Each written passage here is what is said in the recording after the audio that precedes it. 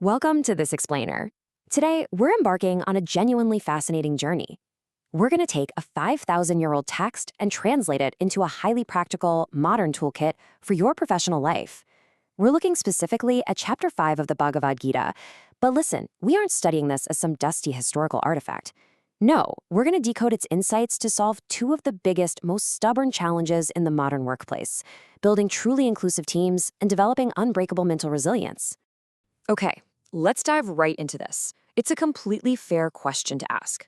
What does an ancient text actually have to do with our 21st century corporate burnout, the endless flood of emails, and constant team conflicts? Well, the Bhagavad Gita is famously set on the battlefield of Kurukshetra, where the warrior Arjuna is facing this massive ethical and emotional crisis. And researchers today point out that this battlefield, it's literally the perfect metaphor for the modern workplace. It represents that daily chaos, the cognitive dissonance, and the fragmentation we face when we're just trying to balance our duties, our ambitions, and, our peace of mind. To really understand this modern burnout through an ancient lens, we need to introduce a fascinating concept that bridges physics and philosophy. It's called mental entropy. Now, in thermodynamics, entropy is basically the measure of disorder or chaos in a system. When we apply that to our minds, mental entropy is that state of internal chaos, confusion, and distress. Our sources show that this fragmentation happens when we're overly attached to the outcomes of our work and just constantly bombarded by sensory overload. When you're desperately gripping the steering wheel trying to control every single result, your mental entropy absolutely skyrockets. Which brings us to Section 1, Action Without Attachment. It's all about finding peace in work and addressing that perceived conflict between engaging intensely in our careers and pulling away to find some calm. A lot of modern professionals think they only have two choices here. Choice 1, stay in the corporate grind, climb the ladder, and just accept the stress. Or choice 2, quit the whole shebang, escape to a cabin in the mountains, and renounce the world completely. The Gita defines these two paths as karma yoga, which is the path of action, and sannyasa, the path of renunciation. But Chapter 5 brilliantly reconciles them. It tells us you actually don't have to choose between action and peace. You can achieve total peace right in the middle of a chaotic board meeting through action with detachment. The absolute crucial point here is captured in verse 5.4.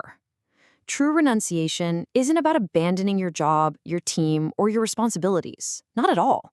It's about renouncing your ego and your obsession with the result. You do the work, you do it with absolute excellence, but you let go of that intense anxiety over the outcome. The wise realize that working selflessly and living peacefully are in fact the exact same path. Next up is Section 2, Sama Darshan, or equal vision. Now, this is the absolute heart of building inclusive teams, and trust me, it goes way, way beyond your standard corporate diversity training. To truly understand this, let's look at a really vivid story from the life of Sant Eknath Maharaj, a highly revered saint. One day, Eknath prepared a simple offering of roti, flatbread, and ghee for his deity. Just as he was about to offer it, a hungry stray dog ran up, snatched the dry roti, and bolted. Now, most people would react with anger, right? Chasing the pesky animal away. But Eknath didn't react with anger. He reacted with profound compassion. He actually grabbed the bowl of ghee and ran right after the dog. He ran through the streets shouting, "Wait, you forgot the ghee. You must apply ghee before eating. My Vital, don't eat dry food." Eknath didn't see a nuisance. He didn't even just see a dog. He saw the divine, his deity, Vital, residing right there within the animal. The boundaries between man and animal, between sacred and profane, completely vanished before his eyes. And this story brilliantly illustrates our core concept here, Sama Darshan. Put simply, it means equal vision. It's the ability to look past the surface, past someone's job title, their background, or their social status, and see the exact same inherent worth in absolutely everyone. In a modern workplace, true inclusion isn't just about hitting a quota, it's Sama Darshan. It's looking at the CEO, the summer intern, the difficult client, and the marginalized team member with the exact same level of respect. When you actually practice equal vision, those toxic hierarchies just dissolve into mutual appreciation. Let's shift gears slightly into Section 3, the science of mental equilibrium. We've looked at ancient stories, but now let's build a fascinating academic bridge to the laws of physics, just to show how universally applicable this wisdom really is. Researchers has drawn this absolutely incredible parallel between the second law of thermodynamics and the Gita's teachings on the mind. And when you think about it, it makes total sense. The second law states that closed physical systems naturally move toward higher entropy, meaning chaos and disorder. Similarly, the Gita teaches that when our minds are clouded by attachments, desires, and anger, we naturally move toward emotional distress and fragmentation. Just like a physical system heats up and becomes chaotic, a mind that's overly attached to sensory pleasures and external validation becomes turbulent. So how do we stop this mental chaos? Well, we achieve what scientists comparing these fields call the thermal equilibrium of the mind. You do this by managing your internal energy flows, basically focusing entirely on what you can actually control. You detach from external outcomes, which acts as a sort of thermodynamic balancer. You perform purposeful action, your dharma, without that crushing pressure of success or failure. And finally, you accept impermanence. Doing these 4 things builds a really powerful mental immune system that keeps you emotionally stable despite the daily turbulence of the workplace. And that brings us to Section 4, Building Inclusive, Resilient Teams. Let's see how personal mental health scales directly into organizational behavior and team dynamics. Because, let's face it, a team is really only as resilient as the minds of the people within it. When we map these ancient tenets to modern leadership, a remarkably clear framework emerges. First, lead by example, embodying the exact integrity you want to see in your team.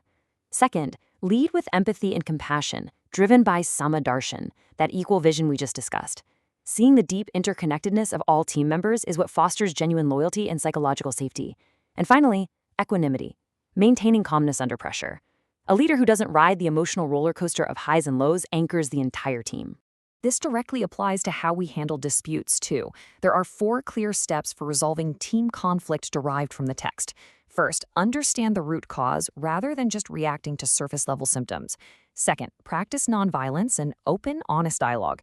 Third, and yeah, this is perhaps the hardest one, detach from your ego and your personal biases. You have to approach the conflict objectively. And fourth, collaborate for collective well-being, rather than just trying to win the argument. Conflicts are resolved so much more smoothly when you treat both success and criticism with an incredibly even mind. All right, this brings us to our final central metaphor in Section 5, the lotus leaf leader, and action with detachment. It perfectly encapsulates everything we've talked about today regarding action, mental equilibrium, and equal vision. Just notice the profound imagery here in verse 510. The lotus leaf lives right there in the water. It's surrounded by water, it's nurtured by water, yet a drop of water simply rolls right off it. The leaf never actually gets wet. This is literally the ultimate symbol for the ideal modern professional. You are the lotus leaf. You're fully immersed in the waters of the corporate world. You're deeply involved in your team dynamics, executing projects, and hitting those deadlines. But by practicing detachment and dedicating your work to a higher purpose, you remain entirely untouched by the stress, the anxiety, and the toxic impurities of the workplace. You don't need to escape the corporate world to find peace. You just need to change your vision to Sama Darshan and release your tight grip on the outcome. By embracing these teachings, you can absolutely transform your daily grind into a path of immense resilience and deep, genuine inclusivity. So, I want to leave you with this final thought to carry with you. Are you ready to be the lotus leaf in your workplace?